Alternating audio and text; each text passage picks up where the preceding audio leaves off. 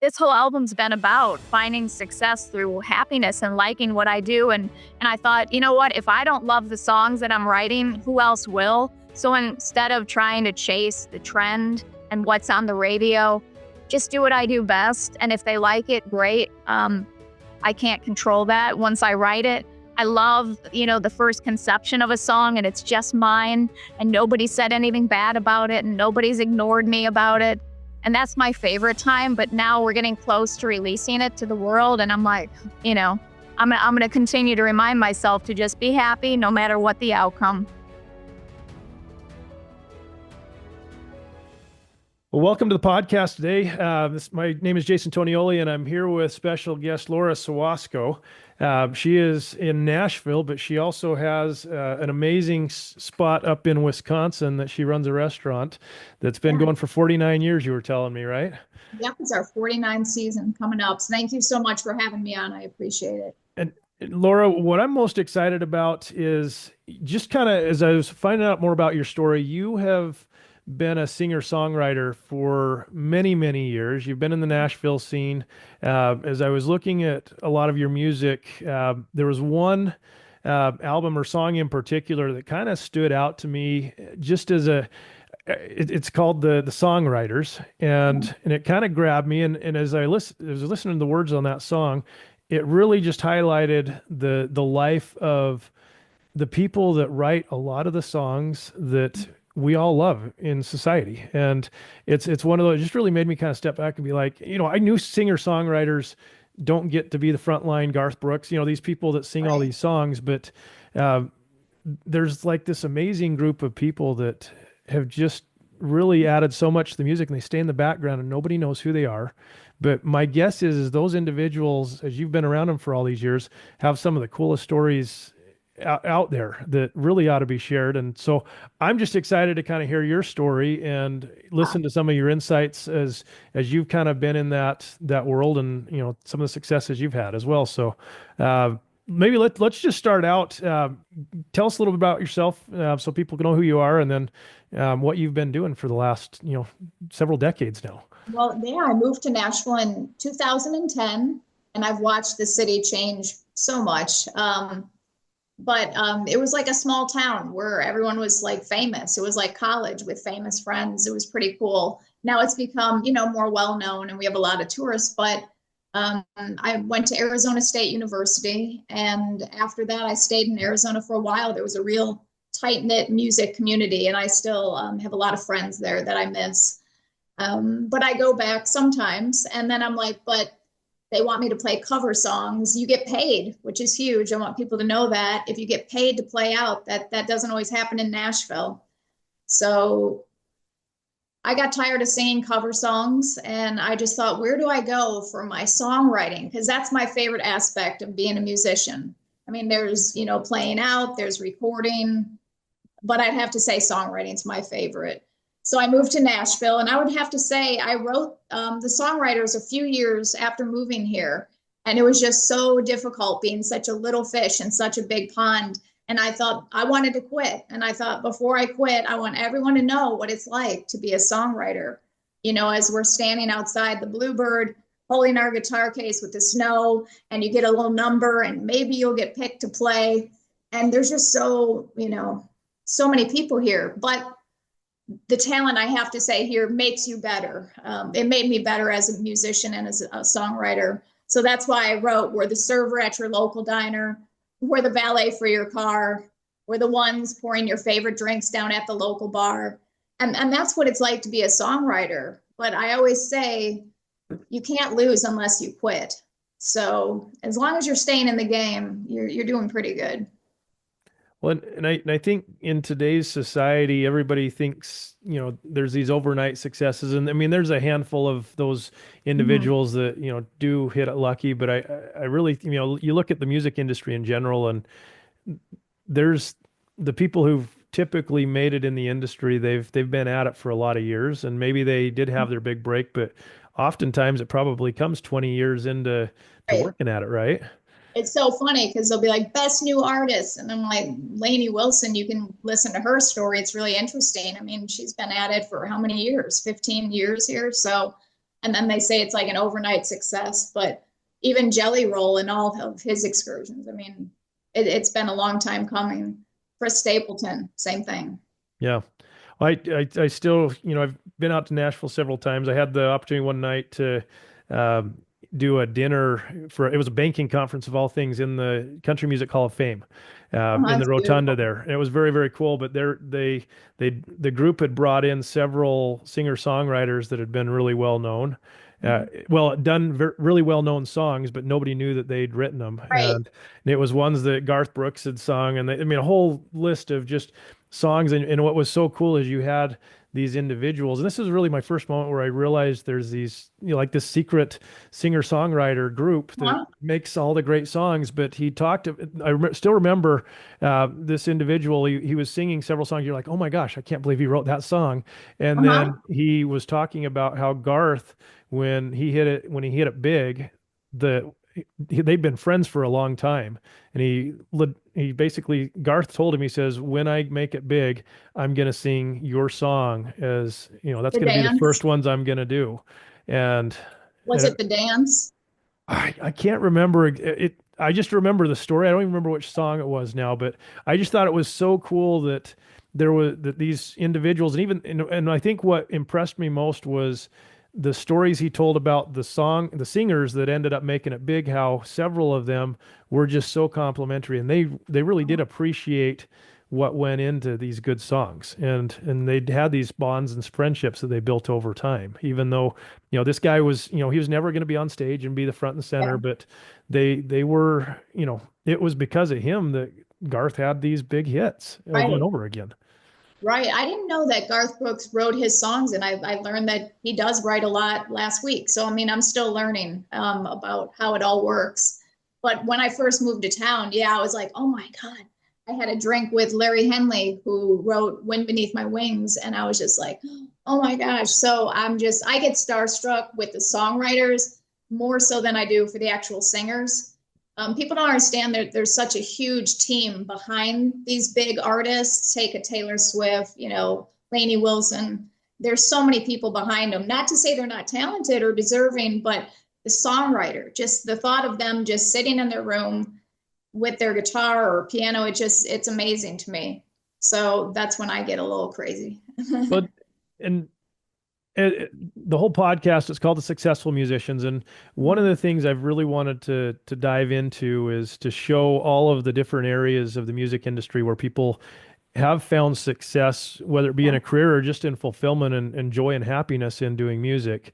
I'm curious, as you've been around so many of these singer-songwriters and also other artists that are, very well known probably, uh, have you noticed, is there any specific traits or things that kind of help lead to the success? I mean, we just talked about that it's the longevity and you got to stick it out for the 20 plus years for your overnight success. Right.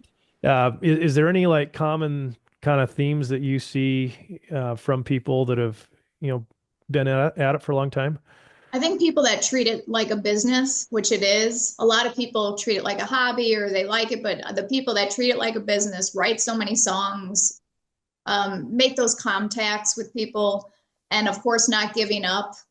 But I would have to say, yeah, you have to make those connections. It's all about who you know. But there is a fine line between who you see playing songs at a coffee shop with no hits and the people that do have hits. It is hard to decipher because everyone's so talented. So why do some people rise to the top and some don't? I don't know. It's timing, it's connections. But in terms of talent, I mean, you could go anywhere here right now. Just go to downtown Lower Broadway, and they're all so talented. For me, it's just like I said, not giving up, and also just finding happiness doing it. There was a time where I'm like, you don't like it anymore because there's so much rejection. So you have to have crocodile skin. You're going to have a lot of no's. And more than that, you're going to have a lot of silence. So before they even hear my music, you can't even get through the door. So some of my prayers are, please, God, just open a window, just something. So a lot of times you'll reach out and hear nothing. So it's kind of like loving somebody and getting ghosted all the time. That's how it feels. So I guess those people that can have crocodile skin, but also have a big open heart to share their story. So it's a combination. I don't know if a lot of people understand that. Yeah. Well, you talked about all of these teams of people that are, surround or have to be around to be able to make it successful. Right. What if you were kind of sitting in front of a group of younger uh, kids like at the university and trying to give them some life advice, I guess, for a music career? What words of wisdom, I guess, would you give to that person sitting in the room? I guess I would say you do have to find a team behind you, but not necessarily people that are in larger corporations because you might get lost in the shuffle. Sometimes I find that working with a smaller company, they're going to try harder and, represent you. So I'm finally starting to do that now. I mean, this is my sixth album, my second album released in Nashville. And this is the first time I have a team behind me because my goal was I just want to be heard. So my advice would be don't think you're going to get rich from music. That was my pipe dream as like a teenager. It's like, oh yeah, I'm going to be the next Debbie Gibson. That's who I liked as a kid. And then in your 20s, it's like, yeah, I'm going to be famous. I'm going to tour. And then you realize that's like less than 1%. So just have realistic goals. Don't do it for the money, but do it just because you love it. And you'll find a way. You'll find a way to make money, whatever that is.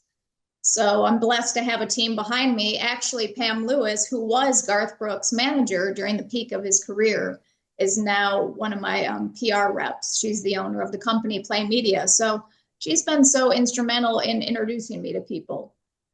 That's So I awesome. think just getting out there and shaking hands and doing as many shows as possible, making yourself known. What as you're talking about getting out and shaking hands? So one of the I think almost everybody has this. Actually, I think everybody feels this way. They call it imposter syndrome, at least what I've heard people call it. But you feel like you're not worthy to be out there, and who am I to be going out and meeting this person or talking to this person? And there's a lot of people that I feel like sit back and they think, well, when I'm ready or when I've accomplished this thing, then all of a sudden, I'll be able to rub shoulders with or shake hands with or be accepted by this group. And I see so many people, it seems like these days, they just hold back and they don't believe they don't believe that they're valuable or that they're capable and are ready to do it. And so a lot of people just out of fear, they sit back and they don't move forward. What, what do you feel like? I mean, how do you overcome that imposter syndrome feeling, especially as a younger musician or who's just getting at it? And I've been at this, and you probably feel the same way. I don't feel like I'm a great musician. I mean, I do okay, and yes, I've had millions of streams and all that, but I still at this point don't feel 100% confident in like that I'm good enough. There's so many people I'm like, oh, well, this person could just play the piano better than I can or do. So how do you overcome, like, what do you do to overcome that? That always is funny to me because I always say, wait a second. If I was studying like I've been studying music since I was 6 years old, and if you had a doctor that said, I've been studying, medicine since I was six, and I still can't get paid for what I love to do, they'd be like, that's absurd, and here we are, musicians, and it's just amazing how we get lost in the shuffle and how we're not appreciated because this is Music City. And so I always say, most of the time in Nashville, the people making the money are not the people making the music. It could be a publisher that never wrote a song in their life. So the way that I stay on track is I really have to build myself up. I mean, I'm a humble person. I don't think, yay, I'm the greatest, or I don't think a lot of songwriters feel that way. It's just in our genetics, I guess. But I'll listen to my songs almost every night. I'll blast them on my Bose earplugs and I'll listen. I'll go, that's a great song. Or I'll really make myself appreciate what I do. I make sure I dance every day. I'll listen to music because I'm like, the last thing they're going to take from me is my love for music. So I just make sure that I love music. I also teach piano in Nashville and also virtually. So I just the excitement in my students' eyes, and when they learn a new chord or a new song, and that excitement, I think, is contagious. So that is rejuvenating me to stay in the game as well. So just stay positive and find ways to do that. I also pray a lot, and I always tell Jesus it's in his time. And if he wants to promote me more, thank God, I think I'm more mentally ready for it and emotionally, because Lord knows if he gave me fame in my 20s, I probably would have self-imploded. I don't even know what would have happened, but you can see what happens when people have any sort of fame. I mean, nobody should be celebrated that much. Like, no human being should be. So people that can keep their head on straight, like Dolly Parton, it's amazing, amazing to Yeah. me. But it doesn't happen often. And I want people to know that even people that are famous, part of my education is watching YouTube videos, podcasts like yours, and just learning their stories.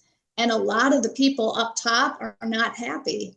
They're just not. And you'll always hear about drugs, and you'll always hear about, losing out on their relationship for whatever reason. So I remind myself of that when I'm at this level too. Yeah. Well, that's it's interesting. You talk about the people that are making the money, and you talked about the importance of kind of the business side of music. And when when you think about the business side of music, what exactly does that mean? If I'm again, if I'm sitting in that college classroom and kind of debating, okay, I don't, I'm a musician, I play guitar, I play piano, whatever it is. I don't want to do business. I just want to make music. Like how do you come to terms with the business side that, that some people are going to say take the love or the joy out of music? Yeah, I'm not really good at the business side, and I don't think most artists are. We just want to create. I never asked to be, a website designer, which I had to learn. I didn't ask to be a roadie or a sound engineer. But you have to learn all of these aspects of being a musician. You have to wear many hats if you're going to be successful. You can't just show up with your guitar. I know people that don't even know how to restring their guitar. So it's like I've had to learn how to do that, how to, do all of these, things and treat it like a business. So when you show up and someone's like, oh, I need this, then you can do that. And also, I think it prepares you for meeting publishers or people in the industry if you're knowledgeable. So learn about the industry.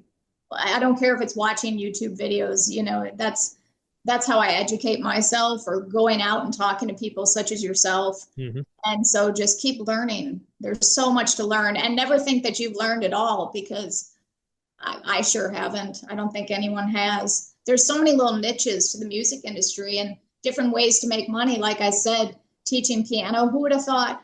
I make twice as much teaching piano as I did waitressing all those years. And it fulfills me in such a way that serving, at various restaurants in Nashville did not. Yeah. Well, as I've talked to a lot of artists who are really hesitant to get out and share it's almost like artists will create this song and they just expect, oh, it's a great song, so everybody's gonna magically think it's wonderful. And I've seen, I think one of the biggest mistakes is they will have a great song, but then they all of a sudden they put it out in the world and they're like, hey, I got this new song, and nobody even knew it was coming. There was no story behind it. There was, Right. And as much as those individuals wanted to support you, if Facebook or Instagram or whatever the social media platform of the day is, if they don't decide to show it to everybody, nobody's even going to know about it at all. I'm glad you brought that up, because it's all about numbers. Another hat I have to wear is handling all of my social media platforms, and there's always a new one. And I'm like, oh my God, I just mastered Facebook. And now I got to learn Instagram. So it's like, and then I have to do all of these. So it's like when I just wake up, I do all of my social media info or new videos, always keep posting. Again, like I said, I'm humble, talking about myself all the time. It's like, it's not fulfilling, but you have to look at yourself as a product. So I'm selling my songs, I'm selling myself as an artist. So you have to. It's like, look what I did today, and it's all about numbers. And I'm like, oh my God, it can be, yeah. I feel like I'm in eighth grade again, and it's like, who's popular, who's not? And trust me, I wasn't popular in eighth grade, so I'm like, I don't want to do this again. But every day I set my nets like I'm fishing, and I put everything out into the world. And then at night I'll be like, okay, have a glass of wine, look at how many fish we caught. And you can't take too much stock into that. I know a lot of people, I can't imagine being like a young teenager with social media and how that would just get to you. So I try not to take things personally. If, I put thousands of dollars into a music video, like today I released Take My Hand, and that's on YouTube. And if it gets like 50 hits, that's like, really? It could be frustrating. And I think that the hardest part is, musicians typically are, aren't really well to do, especially when we're beginning, or you're trying to get started. And Right. you've got all these platforms that are becoming more and more pay to play. You want to get your Right. video seen on YouTube. Well, you got to pay to have people see it. You got to Mhm. Instagram, Facebook, you're spending, Mhm. sometimes thousands of dollars. And then I think the thing that makes things even more challenging sometimes for the artist is Facebook's happy to take your money, but if you don't know how to do conversions and track whether it actually worked, you Right. just it's like throwing a shotgun, out there, and you might have hit one BB on, one of the right people, but it's just I think it's one of those where it's really intimidating for the creator mentality that doesn't want to do the It is. business, It is. and Like it's easy to get today, discouraged. I had to reach out to my management consultant and say, okay, I want to do an ad campaign for my new video. And how do we do that? And so she knows marketing techniques that I don't. So just, I'm always asking questions. And I think you can't learn or advance if you're not asking. Yeah. Well, speaking of, and normally we don't go into a lot of tactics. About Yeah. 2.5 weeks ago, I did a collaboration with somebody. It was my first time doing like a children's choir song. And we, so I've done a lot of advertising, but there's a tool that I've found. So for any artists that are getting ready to release a song, it's called Hyped It. If you've never heard of it, you should absolutely go look at it. Yeah. We did an interview. I I'll make a interviewed note. John Gold. We did a couple episodes ago. I interviewed him, and he literally created this platform to help artists when they're launching their songs. But it's it take like maybe even after we get off this call, it takes like 3 to 5 minutes, and you can do a ad campaign. But so I've been testing it for several months now, and the only reason I'm Yeah. talking about it now because it worked like better than anything I've seen. Wow. I literally spent it was about $210, and So better than, we better than generated like a hundred Google. and well for different things. So I did Right. a YouTube, and again, I've got a case study I'll probably go in and I'll do eventually on this, but for about $200, we generated 130,000 views of a video in 7 days Oh my gosh. on our YouTube video. Holy And cow. so it was one of those just jaw-dropping Yeah. things where I thought, normally you'd have to pay a whole bunch of money, and then, Yeah. I feel like especially in those situations, it's really, hey, look at me type of Right. thing. And if you're doing it, I think for artists, if you're doing these advertisements on a, whether it's Facebook or YouTube platform, you can't monetize those because you've already paid an ad to get to your video. So they're not Mhm. going to let you show another ad before your video since you were the ad to get to the Right. video. But one thing that has kind of been shocking to me is the watch time on those YouTube ads that we did just recently was Yeah. higher than our direct clicks that we'd get from the email list that we sent out to, tens of Amazing. thousands of people. So it's something that if you're an artist out there listening and you're thinking, okay, I'm going to launch a new Mhm. song, that was something that I'm still kind of, we're going to do some more tests, but I've done Yeah. it 3 times now, and it has been hyped. It has been incredibly effective and super budget friendly. I mean, we're talking like $3 to $5 a day. That's it. Like your cup of That's coffee, go without your incredible. coffee for the day, and you can have a meaningful move of the needle without having to know I everything about ads. So, I mean, I think I paid for a month on YouTube, Google ads, and I had 3,000, and I was happy with that, but this well, would be, yeah. So I'll have to share you a little bit of behind the scenes secrets with you, but yeah, that was a game changer. So any songwriter out there, don't you there's ways to do it that it can cost a whole lot of money. People are always happy to take the money, but there's some really effective, awesome things for songwriters out there that are worth checking out. So, um, I agree. I'm glad you said that because there's a lot of people in it that aren't really legit. So really, really look into it before, they take your money, like you said.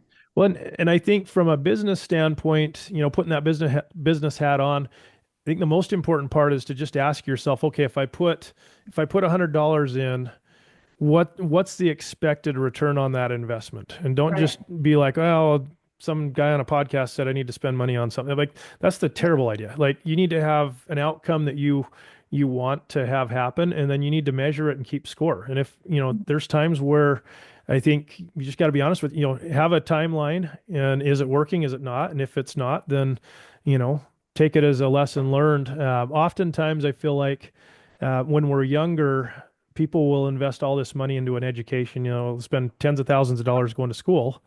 And then somehow when they graduate after 3 or 4 or 5 or whatever many, some of us were longer than others at school, we think we've learned everything, and Right. people quit investing in themselves. And yes, you can get a lot of good info on, I mean, there's amazing stuff on YouTube and on podcasts, but there's, if you could go to the most influential person out there to learn from them, wouldn't that be as valuable as a college course? And I just ask people all the time, like, why would you not be willing to invest in yourself if you really want Right. to learn and dive into something, right?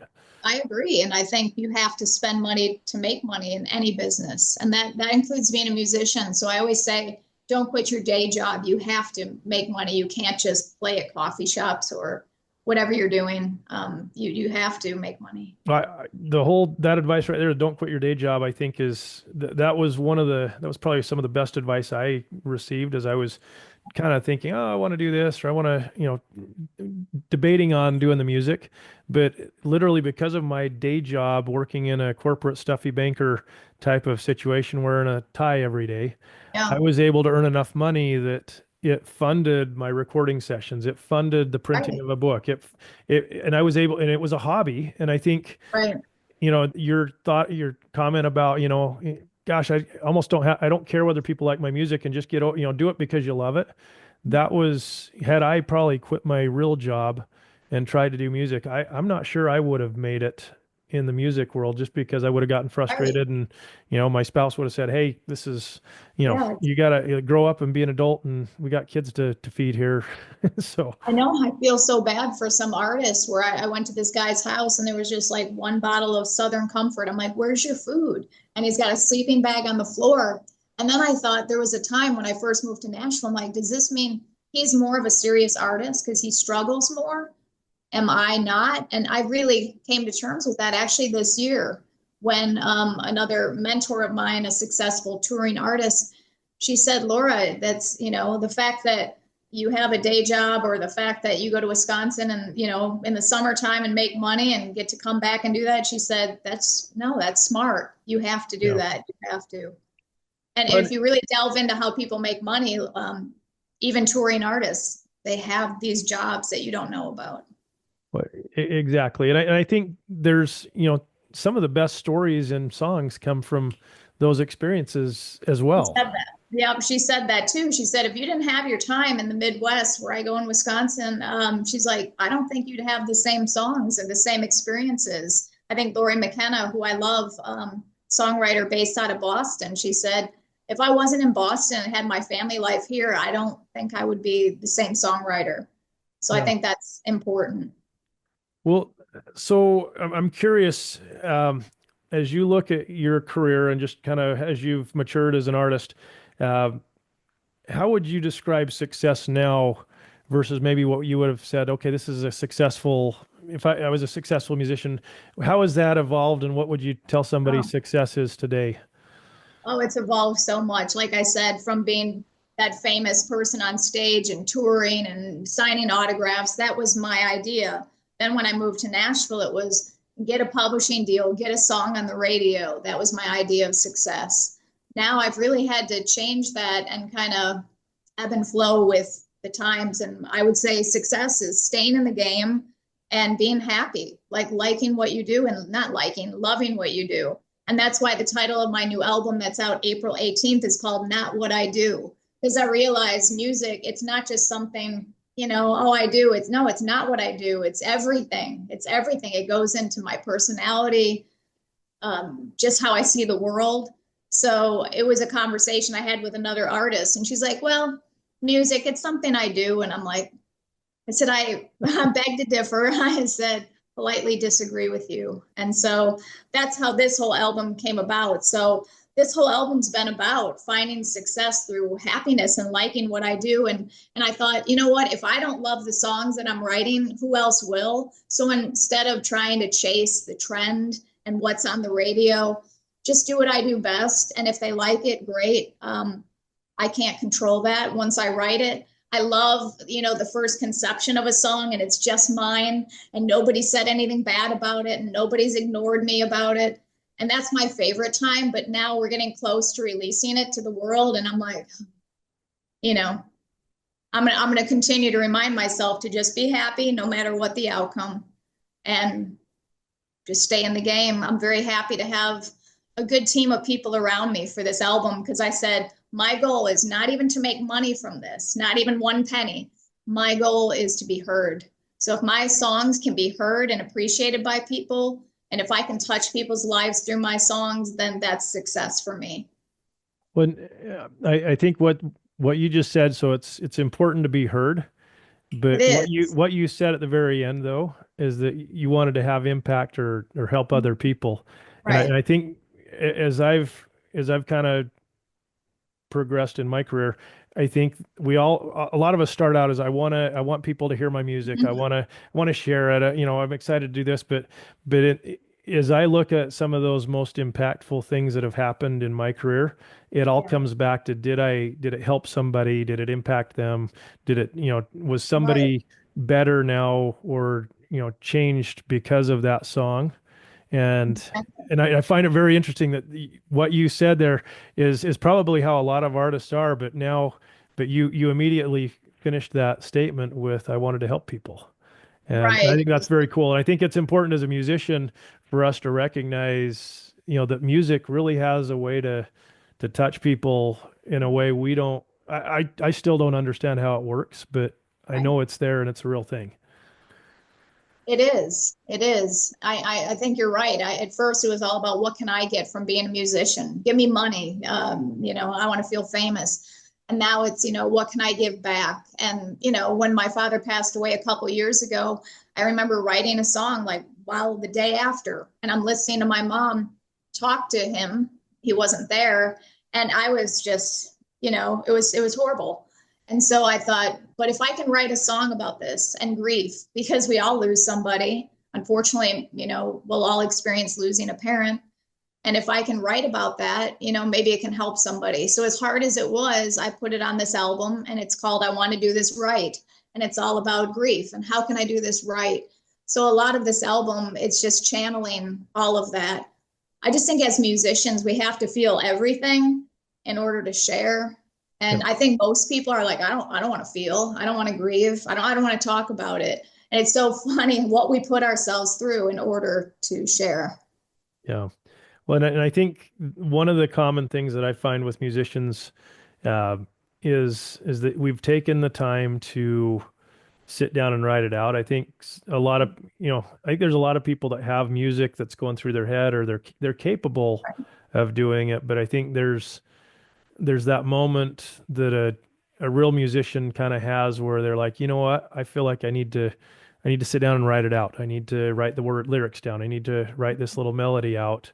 And at least for me, I've found as I've done just that little step, it might just be 3 notes or 4 notes that were going through my Right. head, but that's taking the step somehow unlocks kind of the next step. And kind of, it's almost like you start down the trail and there, Right. with a flashlight and there's not enough, you can't see what's down at the end of the trail, but if you'll just Right. take a step with that flashlight, the next little part gets revealed to you, in the right time. And I think for me, and that's been one of the coolest things about just making music in general Mhm. is the unknown, but being willing to Right. take those steps. And I think the same is true for just musicians trying to create a career is you don't know where you're going to end up. I mean, there's so many, the relationships we have, the amount of people that we run across, Yeah. you have no idea what's going to come down that trail in front of you. But if you're willing to take the step and do the thing, Right. pretty And cool and things don't happen. don't burn bridges. You don't know if you'll see them again.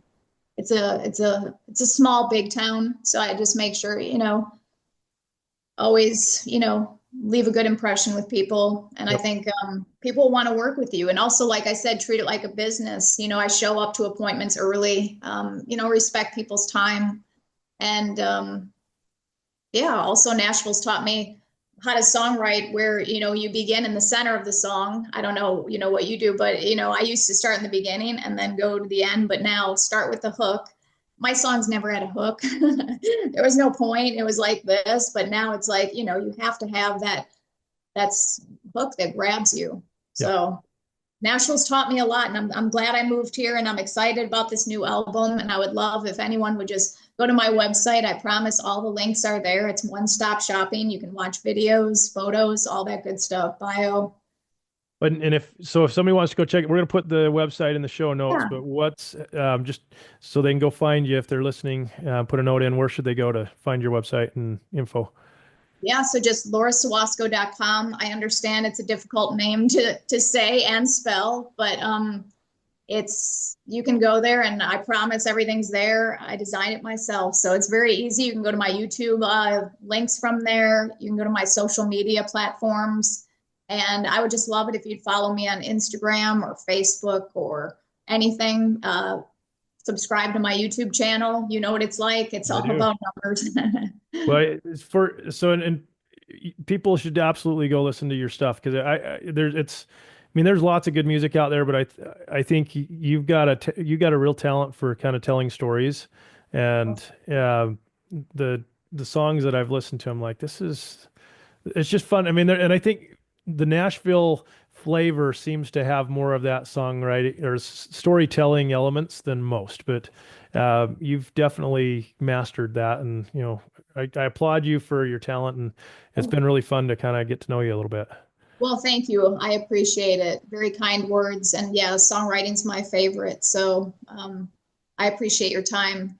I'll definitely spread the word about your podcast. Well, thank you, Laura. It's been fun. So definitely go check out her music on Spotify, on YouTube, on Apple, all the places, but it's worth listening to. So thanks so much, guys, for listening. Thank you.